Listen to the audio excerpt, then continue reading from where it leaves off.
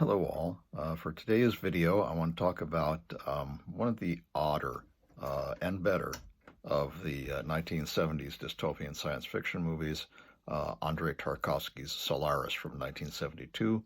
It's based on the novel by Stanislaw Lem, although Lem actually did not like this movie. He said he didn't make Solaris, he made War and Peace. And I disagree, but that's an interesting comment. Authors very rarely like adaptations of their work. He didn't like the 2002 version either. But anyway, it's a very interesting story. It's about some men on a space station orbiting a planet called Solaris, which has a world-spanning ocean that they think is intelligent. They think it's basically a giant brain, but they can't figure out a way to contact it. They don't know. And they've been at this for decades, and they've come up to an impasse, basically. So they send up a psychologist who is named Chris Carter, and he is played by, and I'm sorry if I bungle this name, I'm not very good with Russian names, but it's Vladislav Dvořáček. Oh no, I'm sorry. That's Burton. The guy who plays Chris is Donatas Banionis, and it also stars Natalia Bondarchuk as Hari, and Anatoly Solzhenitsyn as Dr. Sartorius, and Juri Jarvet as Dr. Snout, who are the main characters, and Sos Sargsyan as Dr. Gabirian. I think his name is Gabirian. And those are the main characters. Anyway, they send up this psychologist, Chris, and he goes up to the station to evaluate whether it's worth keeping the station up, or they should just deorbit it and forget the whole thing because they haven't made any progress. The one interesting incident was that a pilot, a helicopter pilot named Burton, had descended into the ocean, or towards the ocean, to rescue a missing man by the name of Fechner, who disappeared while investigating. And he sees something unusual. At first, it just looks like kind of yellow foam on the surface of the ocean. Later, it starts taking on some like odd shapes that seem to be solid. But they're like geometric shapes. They don't resemble anything. And then later claims he sees an infant, but it's 4 meters tall, and it had blue eyes and brown hair. And they, of course, don't believe him. This committee that's investigating thinks that he hallucinated the whole thing, that it was caused by this fog that he descended into. That maybe it had some unusual chemicals that made him hallucinate the whole thing. Oh, it's years later, and they're meeting at the childhood home of the psychiatrist, and he's there with his elderly father, and his aunt, and Burton, who's come to visit. And Burton's telling them the story, and at a certain point he says, well, there's no point in my going on. You have to decide now whether you're going to go and tell them to continue the project or cancel the project. And, you need to don't let emotion enter into it. Use scientific principles. Well, he does that. He goes up to the station. He finds that it's basically a wreck. There's garbage everywhere. There are only 3 people on the station now. Dr. Sartorius, who I think is a biologist, Dr. Snout, who is a cyberneticist, and Giberian, who was a scientist, like a planetologist, I guess. They call this study of Solaris solaristics, which is interesting, a term that they just invented. And they say it's basically, kind of solaristics is a dead-end street. If you start studying this, you'll kind of drive yourself nuts. Events unfold that are kind of unusual on the station as Chris arrives. He sees a mysterious. He finds out from Dr. Snout, who's kind of acting sort of drunk and very strange. Nobody comes to meet him. And so he goes and looks around the station. The station's all dilapidated, like I said, and there's an electrical fire that he has to put out, and garbage everywhere in the corridors. And he finds out that his friend Gibarian has died, and he left him a message telling him, kind of an obscure thing. If it starts happening to you, don't think you're going insane. You're not going insane. It's real. And you see for just a moment on the message that there's a woman behind him, and he says, beside him, and he says, "You saw her, didn't you?" And then she vanishes out of the frame. You don't really know what Gibarian is on about until later. Dr. Sartorius is very reluctant to meet with him, even though he tells him, I'm up here to evaluate you guys, and I have to meet with you.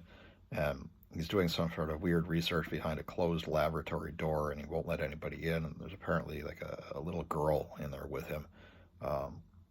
And later on, as he's exploring the ship, Snout tells him, go get some rest, and, go to you can pick any quarters you want, because the ship was built for like 85 people, and there are only 3 people on it. Now there are 3 that were 2 when Gibarian died. But now there are 3, and that he should just take it easy. And he takes the advice at first. He goes and he sets himself up in an empty cabin, and then he sees this mysterious woman dressed in kind of a blue raincoat and not much else. And she's pretty, and she has red hair, and he follows her into a locker room and kind of a cryonic suspension chamber. It's full of ice, and his friend Gibarian's body is in there. That's all. This woman has disappeared. But Gibarian is under that same blue kind of raincoat. He's dead, and he examines him. There's no, although they say that he committed suicide, there's no apparent wounds on the body. And even though there's a gun in Gibarian's cabin, we don't determine through the movie whether it's been fired or not. It doesn't look like it has been. And then things start getting progressively stranger and stranger. Chris hears a strange noise at his door, like somebody's trying to get in, and he becomes upset, and he goes out into the corridor, and there's nobody there. So he seals up the door with a couple of what look like musicians' cases. Why those would be on the space station, I don't know. But he blocks the door, but he still starts having these hallucinations that there's a woman in his room, and it's not just a woman, it's his dead ex-wife, Hari. And she starts saying, "Chris, are you okay? Are you awake?" And he wakes up, and she's there. She's physical. He can touch her. And at first, he's kind of freaked out by her. And later he starts, he gets to a point where he puts her in a rocket and sends her off to the planet, and he burns himself badly because he's in the exhaust chamber. Why anybody would be that stupid, I don't know. This guy's supposed to be a scientist and an astronaut, so that seems like a rather amateur mistake to make. But he sends her off into space, and then another version of her comes back, and this time he's not as freaked out, and she's the one who's kind of freaked out. She won't leave his side. She's very afraid to leave him. She wants to be in his view the whole time, and he's trying to figure out what's going on.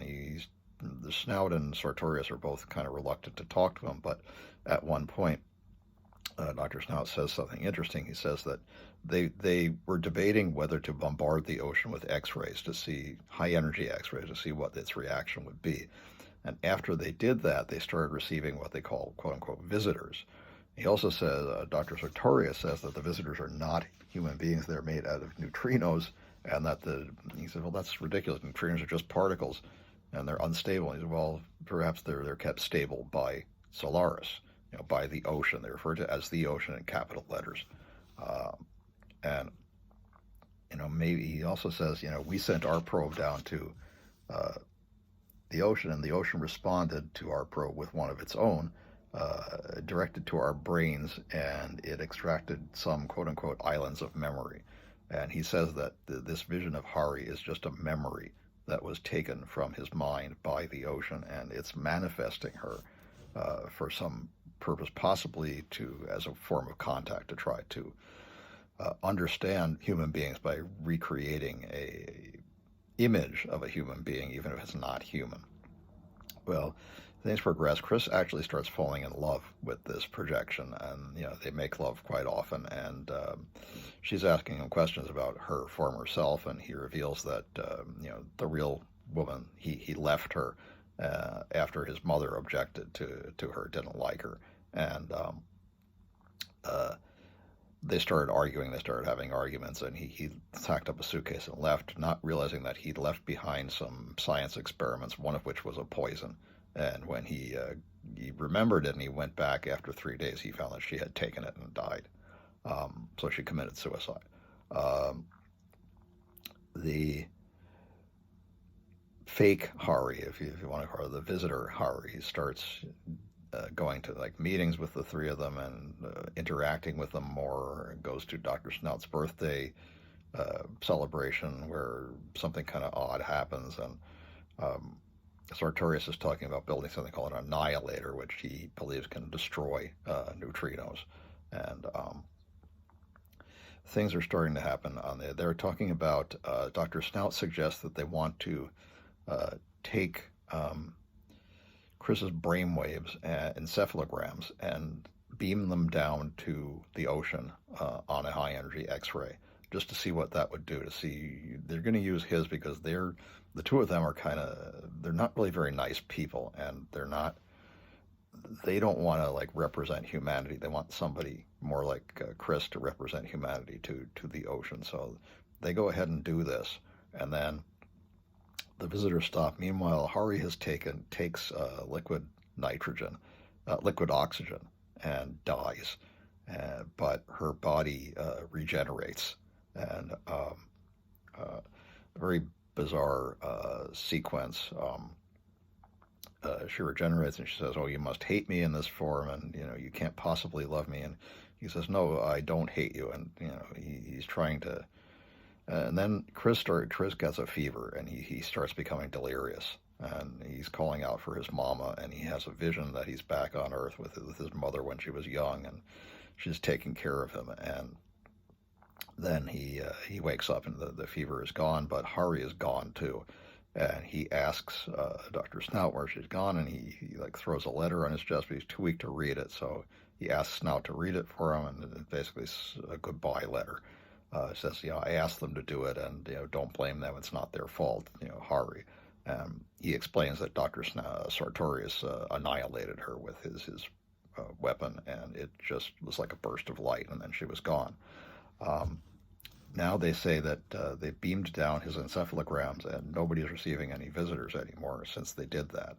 And things are happening. The ocean is changing, and it's starting to form islands, which it had never done before. Then in the final sequence, they say, it's time for you to go back to Earth now. And so he packs up, and the last thing we see is he's back in the farm where he was in the first season of the movie, where he was meeting with Burton. But now the only people there are his dog, who comes up to greet him, and his father. And the last thing we see is he embraces his father, and he kind of has like an emotional collapse. And then we do a pull-out scene, and we see they're not on Earth. They're actually on an island in the ocean on Solaris. It's an interesting movie. It's intelligent. It's not fast-paced, because Tarkovsky did not make fast-paced movies, as we'll get into when I discuss his other great movie, Stalker. It's very intellectual. There's a lot of arguing about what is humanity, who are we, why are we here.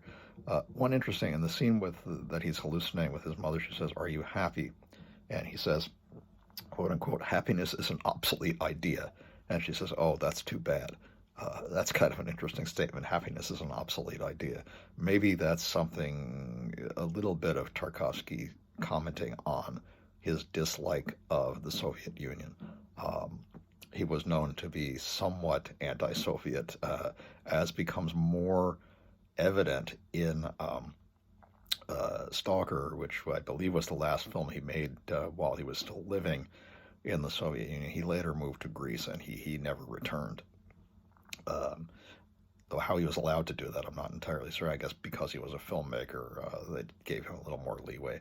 But anyway, Solaris is a very good movie, and I highly recommend that you watch it. But again, you need 2.5 hours, more than 2.5 hours, 2 hours and 45 minutes to watch it. So be patient. It does pay off in the end.